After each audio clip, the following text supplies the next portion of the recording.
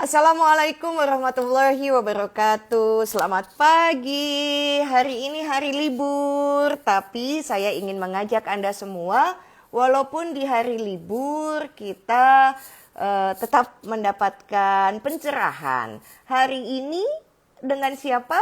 Anda sudah tahu pasti ya. Karena sudah ada di IG saya, di feed-nya. Betul ya? Ah, ada Bang Handri yang hari ini, tuh kan Bang Handri belum bandel si abang udah dikasih tahu. Nah, Bang Handri ini adalah tokoh inspiratif untuk saya dan buat saya adalah tentang bagaimana Halo, saya mendapatkan ilmu. Pagi, selamat pagi. Mana kuacinya? sini ada, tetap ada. Abang, apa kabar? Sehat? Baik, alhamdulillah. Sana gimana? Aku semangat karena hari ini saya ingin berbagi dengan semua sahabat-sahabat yang sedang nonton adalah bagaimana ilmu abang supaya bisa tangguh dan berhenti mengeluh. Nah, begitu. Ya kan? Dan Saya saya masih jatuh hati. mengeluh atuh. Emang kelihatan dari wajahnya juga gitu loh. Kan yang penting bukan jagonya, tapi ilmunya. Begitu, Bang. Ini buku bagus banget loh. Thank you banget. Suka sekali. Pojok Syahnas itu selalu berbagi tentang satu perempuan, dua kesehatan, ketiga pola asuh. Jadi saya jatuh hati dengan buku ini karena abang yang asal Minang kalau makan nggak punya meja makan, duduk bersama-sama sambil ngobrol lagi makan. Di buku ini aku baca. Jadi pola Itu asuhnya udah ada sharing duanya loh, belum punya ya? udah. Udah, aku udah punya banget, komplit. Makanya mau abang mesti sharing, berbagi kepada yang nonton. Pola asuh dulu deh bang. Dulu waktu kecil, Ayo, bagaimana ayah dan ibunya? Manggilnya apa? Papa dan Mama. Papa dan mamanya Bang Handri ngedidik. Silakan bang. Jadi mereka ini berdua bukan orang sekolahan. Jadi nggak sempat sekolah mereka. Pendidikan itu yang official itu cuma sampai SMP gitu ya kalau nggak salah. Itu juga nggak berijazah barangkali SMP. Karena lagi PRRI waktu itu. Jadi eh, apa civil war gitu di Mm-mm, sana. mm-mm, Nah, entah mengapa mereka punya kemampuan mendidik anak yang menurut saya luar biasa asik. karena saya tuh dari kecil punya keistimewaan. Yang pertama, saya nggak pernah dilarang untuk bertanya.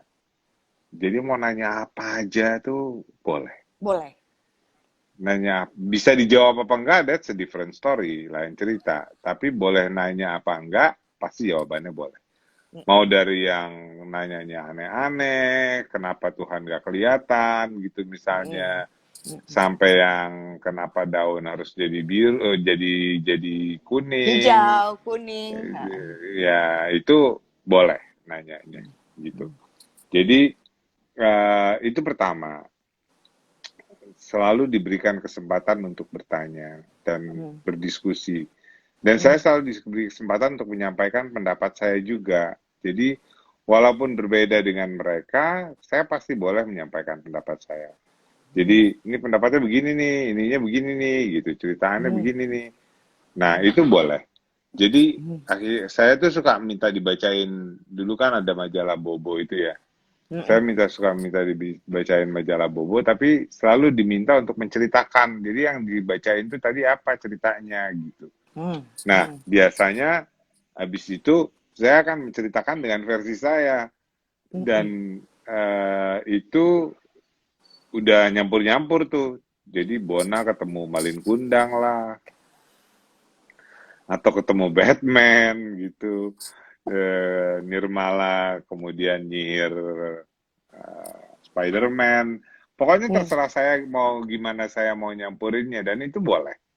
Hmm. Sehingga saya memiliki kayak keleluasaan berimajinasi dari kecil. Hmm. Jadi saya sudah diminta untuk menceritakan kembali, jadi saya sudah diajarin mengenai sharing dari Hmm. kecil, diajarin Sudah gimana diajarkan juga mengenai storytelling secara tidak langsung. secara tidak langsung dan gitu deh sampai sampai gede itu saya apa punya keistimewaan itu di rumah gitu. Baik. Bang, Jadi jadi gimana lanjutkan Bang, maaf. jadi apa entah buat saya kedua orang tua saya sudah jauh menjadi you know dokter sebelum saya gitu. Dokter dalam kehidupan. Karena Abang luar kan biasa sekali Abang mereka. kan juga jadi dokter karena takut sama istri. Karena kalau enggak tidurnya mesti di depan, nggak boleh di sebelah, begitu kan? Kalau abang nggak Capek selesai-selesai kan, bayar terus. Bang, aku tuh baru baca kemarin Bang tentang human capital. Nah ini menarik sekali. Karena apa? Kalau kita invest kepada manusia, jangan lupa diasah juga sisi pola asuh. Karena Hmm. akan mudah invest kepada manusia jika pola asuhnya sudah benar sejak dini. Abang yang dibesarkan Hmm. oleh sepasang orang tua yang tidak memiliki pendidikan tinggi bukan berarti beliau berdua tidak pernah belajar, Bang. Karena Hmm. menurutku pernah sekolah dan pernah belajar adalah dua hal yang sangat Yang berbeda. berbeda. Setuju, Or, setuju. orang yang titelnya bretot banyak gitu ya, kelakuannya tidak sesuai, artinya dia pernah sekolah, Abang. Bukan berarti dia Iya, pernah belajar. Nah, orang iya. tuanya Abang ini belajar banyak hal. Sehingga saya merasa ilmu dari pola asuh yang Abang dapat dari kecil penting sekali. Karena setelah saya dewasa, Bang, ngelihat banyak kelakuan yang aneh-aneh, terus saya jadi paham, oh pantas saja karena mereka tidak seberuntung Abang Handri gitu ya.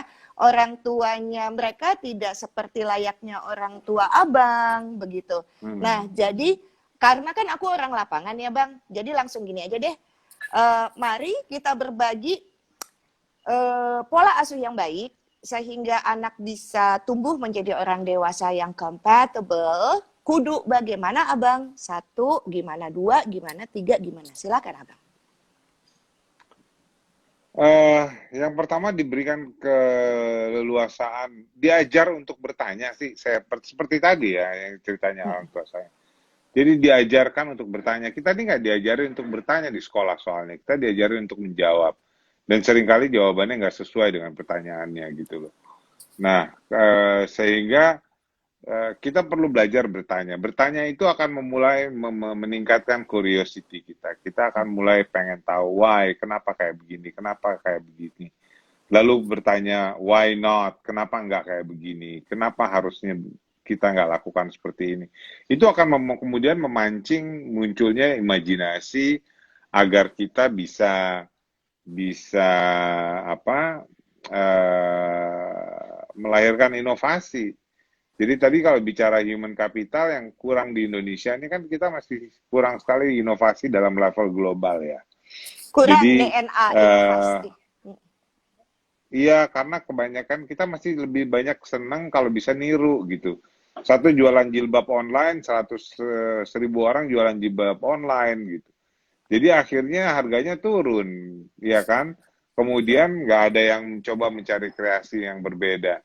Nah, saya beruntung melihat toko-toko kecil di Swedia, di Stockholm, di negara-negara Skandinavia gitu, itu sebuah tempat yang menurut saya luar biasa. Tokonya tuh nggak mau sama dengan sebelahnya.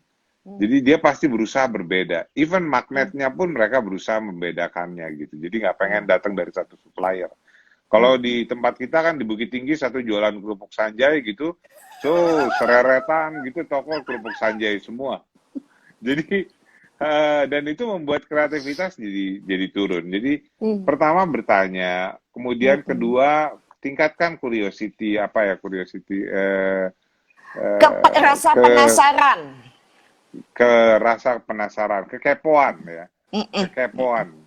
Mm-mm. Nah, itu akan menimbulkan kreativitas gitu. Hmm. Jadi kemudian ketiga menurut saya yang juga penting adalah em, perlu dirangsang anak untuk berimajinasi, Hmm. berkreasi seperti yang mereka inginkan gitu. Bentar Betul. ya, ini aku lupa nutup pintunya. Bentar, bentar, bentar. Ada si Nak, kembar ya? nak, Amanda, Amanda tolong tutup pintunya ayah dong, nak. Tolong tutup pintunya ayah dong, Amelia. Hai Amanda.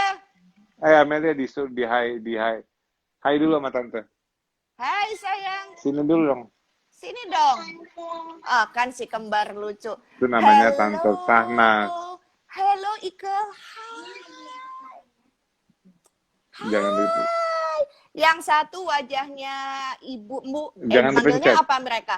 Yang mereka manggilnya bunda, Mami ayah. sama ayah. Oh, yang satu wajahnya mami, yang satu wajahnya ayah. Hai Mama, kembar. ayah Oh, lagi ngobrol sama Tante Sahnas. Ya, kalian main di luar dulu ya. Ya? Ya, ya. ya, Oke. mereka Alright, mau ikut, dadah dulu. mereka mau ikut Dadah. ngobrol. Dadah sayang. Mereka mau ikut ngobrol, ayah. Gak selesai Lucu ntar bang. kalau ada mereka. Sekarang sebagai seorang ayah, karena kebetulan tadi kan udah selesai nih bang ya. Ternyata rasa keinginan tahu akan menumbuhkan DNA inovator pada seseorang. Dimulai dari sejak kecil dengan pola asuh yang benar, menyediakan ruangan untuk anak boleh bertanya seluas-luasnya tanpa dibilang kurang ajar. Begitu ya. Iya, Nah, iya. sekarang kalau begitu sebagai seorang ayah, apakah plek ketiplek semua yang disampaikan papa mamahnya abang diterapkan lagi pada saat fatherhood yang alhamdulillah abang bisa jalanin sekarang? Kebanyakan iya. Ya, paling tambahannya dulu karena saya sebelum COVID sih sering ajak anak-anak untuk ke museum, untuk mengenalkan tempat-tempat yang nggak biasa. Mereka nggak kenal mall, jadi kalau ke mall norak deh, kesian deh anak gue kalau ke mall. Gila ya, ini ada dunia sedemikian asiknya gitu, ada mainan dan sebagainya. Kenapa bapak gue nggak pernah bawa ke sini gitu? Jadi mereka dulu waktu itu bengong-bengong, what the hell is this? Karena bawanya ke museum gitu, kemudian ke park, ke taman-taman, ke apa, ke pameran. Belum tentu mereka ngerti, tapi saya ingin menanamkan bahwa keberagaman Nempel. dunia itu sudah ada dari kecil gitu. Jadi Mm-mm. mereka nggak cuman, kan paling enak kan kalau ngasuh anak ya bawa ke mall, ya nggak bawa ke mall, taruh di tempat mainan, kita bisa makan, Mm-mm. bisa ngobrol Mm-mm. sama semua orang gitu. Mm-mm. Tapi Mm-mm. saya dulu tuh pas sebelum COVID tiap minggu pasti saya bawa, dan saya biasanya ibunya nggak ikut, jadi biar kita aja, jarang-jarang ibunya ikut, Uh, uh, uh, biar kita bertiga aja yang jalan gitu, atau sama uh, paman siapa gitu ajak, uh. untuk kemudian kita main Mm-mm. tempat-tempat yang nggak biasa gitu loh, Mm. tempat-tempat Mm. yang ke pasir pantai lah, ke Mm. ngelihat di Tanjung Priok ada kapal, Mm. yang kayak gitu, museum bahari, ya Mm. those kind of things. Dan Oh, itu luar biasa. membuat adanya rasa keberagaman dari kecil kalau menurut saya. Abang bisa ngebayangin nggak kalau abang sebagai ayah begitu hebat dan begitu kerennya ya mengasuh si kembar ini, hati-hati loh bang, nanti mereka susah nyari pasangan karena nggak ada lelaki yang seasik bapaknya, nggak sekeren ayahnya. Nanti dibanding-bandingin pacar-pacar mereka itu. Kok kamu nggak kayak ayah sih? Kok ayah dulu begini, kamu nggak Sekarang begini? udah didoktrin. Siapa yang paling keren sedunia? Ayah. Siapa? Ayah. Gitu, didoktrin. Udah dicuci otaknya. Dicuci otak dari kecil. Supaya gak gampang jatuh cinta. Jahat. Abang nggak boleh begitu. nggak selamanya mereka jadi prinsesnya abang tuh kan. Kalau kalau seorang bapak sama anak perempuan kayak begitu, persis kayak Gilang. Pokoknya semuanya dianggap nggak ada yang seasik bapak. Nah, Bang Handri, sekarang begini. Saya ini suka menemani para pasien kanker, Abang. Kita loncat ya dari pola asuh ke bagaimana Abang memiliki kedaya tahan malangan. Itu nggak ada ya bahasa Indonesia gitu ya di KBBI. Kedaya tahan malangan. Tapi maksudnya begini, Bang. Nggak cepat patah, dibawa asik, sehingga hormonnya juga bisa ngedorong badannya supaya cepat pulih. Abang itu terlihat sekali punya metode bagaimana shifting paradigm. Kaget, sedih, akhirnya nerima, akhirnya kuat, akhirnya sekarang abang jadi penyintas. Ini yang nonton para pasien kanker banyak banget nih, Bang. Apa pesan abang buat mereka? Jadi saya menyebutnya resilience, daya tahan. Daya tahan ini tiap orang beda-beda, tapi saya pernah ditanya tuh dulu sama mahasiswa, Pak, udah berapa tahun duduk di atas kursi roda? Saya bilang 34 tahun. Gimana caranya Bapak hidup di atas kursi roda 34 tahun? Saya bilang saya nggak tahu jawabannya tuh. Ya saya pikir-pikir deh, ntar kalau saya dapat jawabannya saya saya upload di IG saya gitu ya. Nah terus karena selama ini nggak pernah saya pikirin gitu. Satu hari saya pikirin, kemudian saya akhirnya benar saya tulis. Saya tulis di IG saya, kemudian saya bilang gini, yang pertama itu kita harus punya faith, punya keyakinan bahwa apa yang kita terima sekarang adalah yang terbaik yang diberikan oleh yang di atas kepada kita. Dan pasti ada hal yang baik lagi yang akan datang, yang akan diberikan oleh Yang Maha Kuasa. Saya tahu ini lebih gampang diucapkan daripada dilaksanakan. I know it's easier said than done. Tapi saya pernah membuang keyakinan ini dulu. Jadi saya pernah marah sama Tuhan, saya nggak mau, saya membuang keyakinan saya membuang kepercayaan saya terhadap Tuhan dan sebagainya. Dan itu yang terjadi adalah saya seperti rombang-ambing di sebuah lautan, samudra gitu, nggak punya pegangan. Dan akhirnya saya baru bisa menjalaninya ketika saya mampu punya pegangan. Karena begitu Anda punya pegangan, punya faith tadi, punya keyakinan, Anda bahkan bisa melompat lebih tinggi ketika Anda merasa sudah lebih kuat dari itu. Jadi yang pertama, punyalah keyakinan atau faith tadi, bahwa Allah pasti akan menolong. Yang kedua adalah, punyalah teman, friends. Jadi, punya teman yang banyak deh gitu, karena teman yang baik itu akan memberikan energi yang positif, energi yang baik kepada kita. Bukan kita racun. Akan mendapatkan, kita akan mendapatkan, bahasanya tua banget. Ya emang abang tua, kan abang lebih tua dari aku, udah 51 ya sekarang abang ya. 51 aku, aduh nggak berasa ya. Lanjut bang. Jadi punya friends itu, punya teman itu akan kadang-kadang memberikan apa yang dikatakan self-fulfilling prophecy. Keyakinan karena dipercaya orang lain. Gue yakin lu bisa kesini nih, maka lu nyampe kesini. Gitu. Saya dulu sering nonton konser tuh dulu nggak pernah tahu gimana nyampe ke tempat duduknya gitu. Tapi nyampe aja gitu. Karena teman-teman saya bilang, lu mau nonton kan? Iya, ya udah, ayo kita nonton. Ya sudah, nyampe nonton. Kemudian yang ketiga, jadi tadi faith ya, keyakinan, friends, teman. Yang ketiga, fun. Asik gitu. Hidup ini harus dibikin asik. Kalau enggak, kita nggak punya optimisme. Karena kalau nggak punya optimisme, kita nggak punya opsi. Karena pesimistik itu bukan opsi. Betul. Jadi mau nggak mau, bikinlah punya hobi apa kayak gitu. Misalnya suka sama pemain drum gitu, apa gitu. makan kuaci gitu atau apa, punya hobi yang Mm-mm. memang Mm-mm. akhirnya membuat kita have fun. Betul. Karena kalau enggak terlalu banyak hal yang susah dan kita pikirin terus nggak bakalan selesai. Mm. Dan Baik. terakhir adalah fight, Mm. harus ngelawan. Mm. Jadi eh, setiap orang punya kesusahannya masing-masing. Mm. Kalau nggak berani ngelawan, maka nggak kemana-mana susah. Betul. Karena Betul doa banget. aja nggak cukup.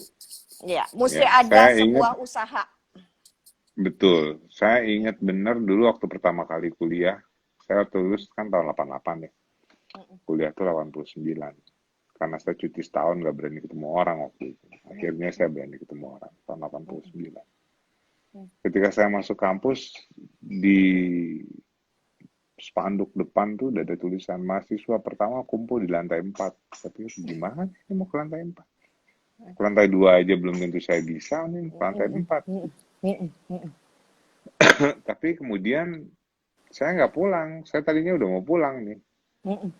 Tadinya saya udah mau pulang, udah deh pulang aja deh gitu kan. Nggak Mm-mm. mungkin nih gue kuliahnya kayak begini. Mm-mm. Hari pertama aja udah ke lantai 4, gimana mau praktikum Mm-mm. ntar dan sebagainya. Mm-mm. Mm-mm. Tapi saya nggak pulang, saya mikir gimana caranya bisa ke atas. Saya lagi mikir-mikir kayak gitu, ada orang lewat ya, kemudian nawarin, kamu mau naik ke atas gitu. Iya bang, aku bilang. Bisa? Enggak bisa bang. Ya udah pegang pundak saya. Katanya. Saya bilang, waduh bang, makasih banget. Cuman nggak mungkin abang bisa ngangkat saya sendiri. Saya ini berat, saya bilang. Terus dia bilang, pegang aja dulu pundaknya, ntar juga ada orang lain datang.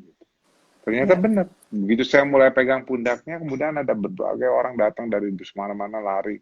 Sini-sini sebelah lagi sama gue, sebelah lagi. Gue yang ngangkatin kursinya, gue yang ngangkatin tasnya. Dan seperti itu, di lantai 2, di lantai 3, gantian dan sebagainya. Akhirnya nyampe ke lantai 4. Dan percaya atau tidak, 4 tahun kemudian saya jadi insinyur. Dengan cara yang sama. Jadi teman-teman ketika Anda mulai melawan, ketika Anda mulai fight, banyak pintu yang kebuka. Ketika Anda Betul. menyerah, semua pintu tertutup. Tutup. Gitu. Betul. Jadi itulah 4 F-nya saya. FC, Mm-mm. FC.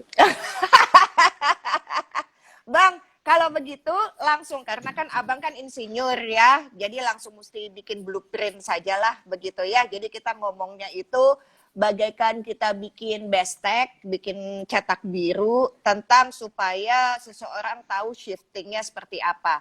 Sebagai seorang pasien, hari pertama dia didiagnosa menjadi seorang pasien, kalau sangat spesifiknya adalah kanker lah, karena abang saya adalah penyintas, begitu ya. Tapi ini juga bisa diimplementasikan ke semua penyakit untuk Anda yang hari ini sedang tidak sehat, begitu ya. Nah, jadi biasanya diagnosa hari pertama itu akan muncul denial. Masa sih gue gak salah nih dokter? Nah, supaya bisa cepat keluar dari denial, itu bagaimana caranya? Karena sesudah denial, kalau dari ceritanya abang nih, sesudah masasi akan muncul rasa marah. Ini ceritanya abang ya, dan itu juga cerita saya. Itu pasti orang stepnya begitu. Denial, anger, kemudian udah mulai tawar-menawar, udah mulai bargain gitu ya. Sampai akhirnya masuk ke titik depresi. Nah, di titik ini ada dua kemungkinannya. Apakah pintu akan terbuka karena dia punya 4F itu, sehingga dia bisa acceptance. Atau otak reptilnya bekerja. Fight or flight. Fight or flight. Kalau dia fight, maka dia jadi bitter person. Kalau dia flight, dia kalah. Selesai. Game's over. Begitu. Jadi, tadi abang udah bilang kan stepnya begini, begini, begini, begini. Tapi profiling kita tahu ada di stage yang mana, caranya gimana ya bang? Butuh orang nggak untuk ngebantu? Saya dibantu ayah saya waktu itu. Jadi ketika saya nggak mau ketemu orang, saya beruntung ayah saya dan ibu saya ya. Tapi yang saya ingat dulu itu ada cerita di mana ayah saya dobrak pintu ketika saya nggak mau ketemu orang lagi. Denial, anger, dan sebagainya itu tadi. Depresi. Ayah saya dobrak pintu kemudian bilang, nak hidup ini ada pilihan. kamu boleh milih kayak begini terus, yang ya mau nggak mau nggak kemana-mana. Atau kamu bisa memilih jalan lain, seperti jalan kita mendorong mobil yang menanjak. Mobil yang menanjak itu nggak boleh berhenti dorongnya, karena kalau berhenti dia turun lagi. Jadi harus terus dorong. Kalau capek ya dorong aja pelan, tapi gitu. Nah, udah habis itu ayah saya bilang, kamu suka manjat tebing ya? Gimana mau ngeliat orang manjat tebing di kamar ini? Nggak mungkin bisa ngeliat. Kamu suka main teater, nggak mungkin bisa ngelihat orang main teater di kamar ini. Kamu suka ngumpulin kupu-kupu, nggak mungkin kupu-kupunya masuk semua kemudian dikumpulin di sini. Jadi saya pikir habis dia ngomong gitu dia berangkat ke kantor. 10 menit sesudah itu saya keluar dari rumah, dari kamar. Kemudian saya bilang ke ibu saya untuk pertama kali, ma aku mau sekolah deh ma, tolong panggilkan taksi. Then I start my life. Saya mulai mendorong mobil saya terus sampai sekarang. Nggak gampang, selalu banyak pengen turun. Tiba-tiba 2 tahun lalu saya kena patah di tulang pinggul. Bayangin udah nggak bisa jalan, patahnya di tulang pinggul lagi, kan rese amat gitu. Jadi Allah kadang-kadang bercandanya sama saya suka kelewatan. Saya bilang, Tuhan udah dong bercanda melulu gitu loh. Tapi kadang-kadang beliau juga memberikan hal yang nggak mungkin, yang tadinya nggak mungkin ternyata jadi Menjadi mungkin, ya, mungkin. keajaiban gitu. Betul. Saya 14 tahun nunggu untuk bisa punya keturunan, dan akhirnya sekali dikasih 2 misalnya gitu ya. Betul. Dan and I've been doing this for 34 years. Orang akan selalu ada ups and down. Masa ini akan recurring. Hmm. Jadi kalau saya sih nggak tahu ya Sanas, kalau memang bisa terus mempertahankan level eh, level kewarasan itu dengan baik, hebat ya berarti. Tapi saya mengalami up and down. Saya mengalami tiba-tiba sakit lagi, tiba-tiba ini lagi. Orang di atas kursi roda itu sering dapat infeksi kandung kemih gitu. Itu kalau lagi datang penyakit apa gitu tuh langsung aduh kok sakit lagi sih gitu. Terus down lagi, terus berusaha lagi untuk bangkit kembali, dorong mobilnya lagi. Jadi up and down. Yang penting adalah gini, setiap orang punya perjalanannya, pertandingannya masing-masing. Betul. Masalahnya adalah berani apa enggak dijalanin pertandingannya. Betul. Banyak yang nggak berani ngejalanin pertandingannya. Hmm. Menang kalah sih urusan kedua, tapi pertandingannya dijalankan. Betul. Gitu Nas. Wow, hebat, luar biasa. Keren banget. Karena memang mesti kudunya begitu. Abang, izin ya mau baca salah satu halaman. Abang suka halaman yang mana yang mau dibagiin, nanti aku bacain. Nah, aku nggak inget. Kamu aja deh yang Jadi, pilih. baiklah kalau begitu. Aku akan buka di halaman 58 tentang berjuang. Oke? Karena terakhir kita ngomong tentang berjuang, bukan? Karena yang abang ceritakan itu juga yang aku lalui, Bang. Jadi saya itu terkena CA ovari, kanker ovarium, di mana ibu dan ibunya ibu saya, nenek saya, kalah. Waktu saya didiagnosa, akhirnya satu ovarium saya hilang. Belum menikah waktu itu. Nah, suka bercanda, sama prosesnya kayak abang. Ada ups and downs, ada rasa marah, ada masuk ke depresi gitu ya bang ya. Dan Tuhan emang baik banget, dari satu ovarium keluar 3 anak begitu. Dan sekarang pun masih diuji, proses kewarasannya itu akan diuji. Karena hormon saya udah berubah kan semuanya. Jadi every single nap gitu ya, rasa sakit di kepala. Gitu Bang. Nah, jadi kenapa saya memilih halaman 58 tentang berjuang, seorang penyintas pun masih tetap mesti dorong mobilnya. Seperti yang kata Abang, begitu ya. Nah, saya akan bacakan di mana berjuang ini dimulai Abang menulisnya tanggal 12 Mei 2013. 7 tahun yang lalu tuh Bang. Abang tuh ngomong soal GE Indonesia. Apa? Glodok Elektronik, GE. Apa dia?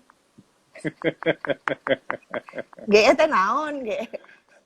General Electric atau bukan glodok elektronik. Oh iya, kan abang yang ngomong glodok elektronik Kadang-kadang, Indonesia. kadang-kadang generally expensive kata customer saya. Baik, nah dalam program ini kami bawa 50 orang tersebut untuk lihat bagaimana kita kerja di sini. Bagaimana Indonesia telah berkembang. Banyak media yang menulis bahwa abang sangat Indonesia, produk Indonesia. Ya kan? Dan apa yang abang pelajari, giving back to community, abang juga membangun Indonesia menjadi lebih baik sebetulnya. Jauh-jauh menjadi lebih semakin baik gitu. Nah, soal kan yang namanya kesempatan untuk beribadah bukan hanya di rumah ibadat, bukan hanya di gereja, di kuil, di masjid, ya Bang ya. Nah, tetapi di perusahaan tempat Abang memimpin di tempat ini, Abang juga sedang melakukan ibadah sebetulnya, kalau dilihat dari sini. Nah, Abang juga bicara tentang bagaimana bertumbuh. Sekarang, jika seseorang mempunyai rejeki untuk dia masih dapat pekerjaan di situasi pandemi COVID-19, itu rejeki yang luar biasa, Bang. Di mana banyak orang yang di layoff. Banyak orang yang akhirnya tidak punya pekerjaan. Emirates itu steward sama stewardess-nya, pilotnya udah banyak layoff, Bang. Gitu ya. Nah, jadi kalau misalnya Anda yang nonton kami sekarang, masih bekerja, syukurlah karena itu adalah ladang ibadah sebetulnya. Silakan Bang, berjuang di tempat pekerjaan. Apa? Apa yang Baca. mesti dilakukan? Apa yang mesti dilakukan? Ini jadi saripati tulisan ini. Apa yang mesti dilakukan sebagai seorang pekerja dimanapun dia bekerja, sehingga dia punya mental atau attitude bahwa dia lagi beribadah seperti kayak abang lagi berjuang untuk membesarkan GE Indonesia. Silakan Bang. Saya pikir profesionalisme itu didefinisikan kembali oleh almarhum ayah saya dengan simple sekali, tapi itu adalah hal yang jadi ada dua nasihat ya saya terima. Yang pertama dari ayah saya bilang, kalau kerja itu harus profesional. Katanya. Profesional itu selama gajinya kau ambil, kau harus berikan yang terbaik. Titik. Nggak ada cerita lagi udah, nggak usah komplain, nggak usah apa segala macam. Kalau gajinya kau ambil, kau berikan yang terbaik. Terus ibu saya bilang, kalau kerja itu jangan cuma nyari duit, tapi nyari ibadah. Duit mah bisa hilang dan bisa pergi, tapi ibadahnya bisa nggak akan pernah hilang. Gitu. Itu dua hal yang saya pegang dalam bekerja, Sahnas. Ceritakan tentang bouncing back.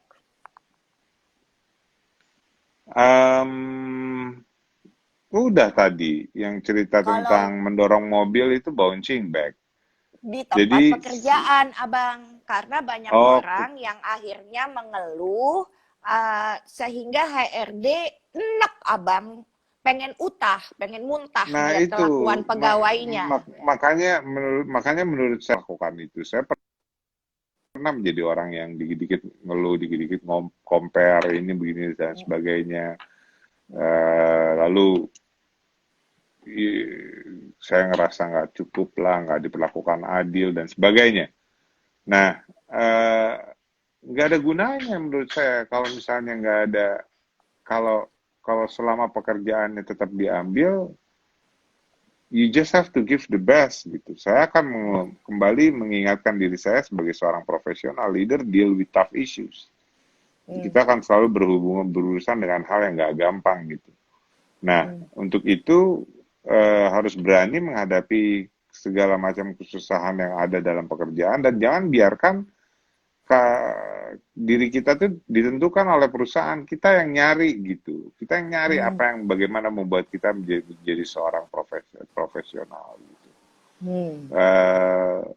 Saya ingat dulu waktu pertama kali kerja, bos saya bilang, ini tempat duduk kamu, kemudian ini komputernya, nanti udah ya kalau misalnya bosen cari saya gitu. Masa job description-nya gitu doang? Saya pikir gampang banget gitu. Jadi main-main aja, main komputer, telepon-telepon teman, ngasih lihat nih lo gue sekarang di sini kantornya gini gini gini gini. Nah tapi ternyata habis itu bener bosen. Saya datang ke bos saya, lo mau mempekerjakan gue apa enggak sih? Kenapa gue nggak pernah dikasih kerjaan gitu? Terus dia bilang, nah that's what I want you to do. Make your first mistake and learn from it. And your first mistake adalah nyari kerjaannya apa harus dapat dari atasan dan itu membuat kamu jadi tidak kreatif mencari bagaimana apa yang dikerjain. Ya, oke, baik. Jadi sebetulnya Udah adalah habis, apanya? iPod-nya Ininya ya, udah habis. AirPods-nya udah habis. Nah, jadi jangan pernah melakukan ini, banyak orang-orang HRD nih, abang yang nonton, ada Mbak Putri Handa gitu ya. Jadi kesalahan pertama dari seorang pegawai atau Anda yang saat ini menjadi pegawai apabila Anda nunggu perintah dari bosnya, begitu? Mhm, mhm. Karena menjadi tidak kreatif. Kebetulan hari ini Bang, pilkada serentak. Itu sebabnya diliburkan ya Bang ya. Nah kalau gitu bagaimana seorang pemimpin? Apakah dia mesti mengikuti rakyatnya atau the other way around? Rakyatnya yang mesti takluk dengan yang memimpin? Kalau dia ngikutin rakyatnya akan ngikut yang pemimpin. Gitu. Kalau saya percaya saya kan ngambil disertasi mengenai followership. Jadi good leader with good followers will become a better leader. Good leader with bad followers will become a bad leaders. Jadi seorang good leaders itu tugasnya adalah mendevelop followersnya agar menjadi good followers. Good followers itu yang nggak cuma bilang yes, nggak cuma setuju aja, nggak cuma takut dan sebagainya. Udah nggak zaman sekarang, orang takut sama Betul, bos. betul. Itu malah bikin interaksi menjadi tidak baik gitu loh. Hmm, hmm, hmm. Gitunya. Baik, baiklah kalau begitu. Jadi, nah, ini banyak nih yang halo-halo ke abang, minta izin ya bang untuk disebut ya, karena kayaknya mereka ingin mendapatkan ilmu dari abang. Tunggu ya bang. Kalau misalnya nggak semua orang seberuntung abang Handri gimana? Memiliki orang tua yang kondusif, yang membuat anaknya bertumbuh. Kan kita nggak bisa milih dari orang tua mana dilahirkan. Nah, kumaha. Ya, ada jalannya masing-masing. Tuhan kan memberikan jalannya masing-masing kepada tiap orang yang berbeda-beda. Jadi, menurut saya sih, there is always a way for it. Gitu loh. Yang penting tuh kita punya mentalitas belajar sih kalau menurut saya. Karena learning itu is individual responsibility. Jangan tergantung pada kayak Sarna bilang tadi di ruang kelas harus dapat detail harus apa segala macam gitu. Jadi Betul. benar-benar harus punya Mental belajar, apa gitu ya. mental belajar. Ya. Jadi kalau memang Anda, nih Mas, Mbak, Bapak, Ibu yang sedang nonton kami, jadi kalau memang Anda tidak seberuntung Bang Handri memiliki orang tua yang selalu membuat anaknya bertumbuh, maka pilihlah lingkungan jangan yang beracun, gitu ya, jangan yang toksik. Karena Anda bisa substitut kebutuhan itu dari lingkungan, coba buka mata, disimak, banyak loh yang bisa jadi guru Anda. Setuju ya Bang ya? Nah, Setuju? oke, ini ada lagi pertanyaan. Ini Jangan udahannya jam berapa? 10 menit lagi. Oh, Abang mau pergi? saya pikir tadi 30 menit acaranya, jadi saya sudah menyiapkan aktivitas lainnya. Oke, kalau gitu 5 menit lagi karena Abang mau 5 pergi. menit, oke. 5 menit. Apa Nggak yang pergi sih. membuat apa yang membuat seseorang nggak takut mencoba dan tidak takut gagal, Abang? Apa yang membuat seseorang tidak takut mencoba dan tidak takut gagal? Ya harus berani mencoba. Do the first step kalau menurut saya. Jadi orang itu kalau nggak berani mencoba nggak bakalan pernah belajar. Kalau saya sih gitu ya mikirnya ya. If Mm-mm. you if you if you don't try, how can you learn? Iya, Kalau gagal gimana? Ya nggak apa-apa. It's okay to be failed. It's okay not to be okay kata drakor tuh.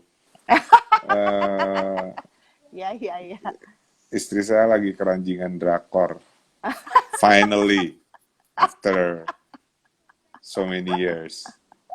Eh, dan dan dan gagal adalah bagian dari proses pembelajaran. Baik, Eh, siap. Kapan abang terakhir nangis? kan ya. Kapan? Papa mamanya abang udah meninggal? Eh, Mama masih ada. Oke. Jadi Eh, waktu papa meninggal nangis? Waktu pas meninggal enggak. Papa meninggal itu 2016. Waktu meninggal karena kan beliau lama ya, sakit 4 tahun, kemudian di ICU-nya 13 hari, 14 hari. Jadi begitu selesai semua itu I'm fine. Ketika pulang ke rumah itu mulai saya nangis gitu. Ketika mandi, saya bilang, aduh nggak ada yang dipanggil papa lagi ya sekarang gitu. And then I cried. Apa artinya Um, air mata untuk seorang laki-laki karena banyak yang mengatakan anak laki-laki tidak boleh nangis. Menurut saya itu salah Enggak, karena nangis kantong aja. nangis Nangis aja. nangis aja. Kalau lagi susah ya nangis. Saya kalau lagi sedih ya nangis.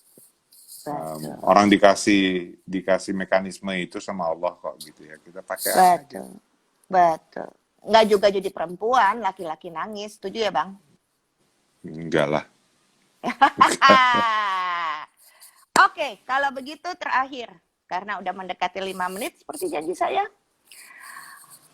Apa arti cinta? Abang, kok jatuh? Oh, iya. Iya maaf. Apa arti cinta buat seorang laki-laki Sumatera macam Anda? Saya kalau pakai definisi ibu saya mungkin nggak sanggup ya. Buat ibu saya kan to love is to give. Gila loh, berat amat nih ya. To love is to give. Top. That's my mom. Jadi buat dia selesai urusan. Buat saya mungkin responsibility ya. When you love somebody, when you love something itu you have a responsibility for it. Jadi harus bertanggung jawab. Baik. Abang, saya tutup ya. Sekali lagi, Bang Handri, terima kasih banyak. Nuhun, sawang sulna. Salam buat istri, peluk buat si kembar, sungkem buat mama. Terima kasih banyak karena apa yang diberikan pola asuh kepada abang ternyata bisa menghasilkan sebuah buku yang membawa inspirasi buat orang banyak. Buku ini isinya macam-macam, ada 2 jilid, jadi silahkan buat bunda, ayah, mas, mbak yang ingin belajar lagi tentang banyak hal soal kehidupan. Dan ini buat saya adalah buku walk the talk ya. Yang ditulis emang yang terjadi dan yang dikerjain. Sehingga membuat kita akan bisa mengikuti jejak langkah nyatanya. Kalau Bang Handri bisa, artinya kita pun bisa. Karena sama-sama manusia gitu loh. Abang, terima kasih banyak. Banyak doa dari semua orang buat Abang. Selalu sehat, selalu kuat. Walaupun akhirnya ups and downs, tapi abang didoain tetap mesti menjadi wali nikah untuk si kembar. Ya, jadi mesti melihat anak-anak menjadi hebat. Dah abang, assalamualaikum warahmatullahi wabarakatuh. Waalaikumsalam, thank you, bye. Sama-sama, bye-bye abang.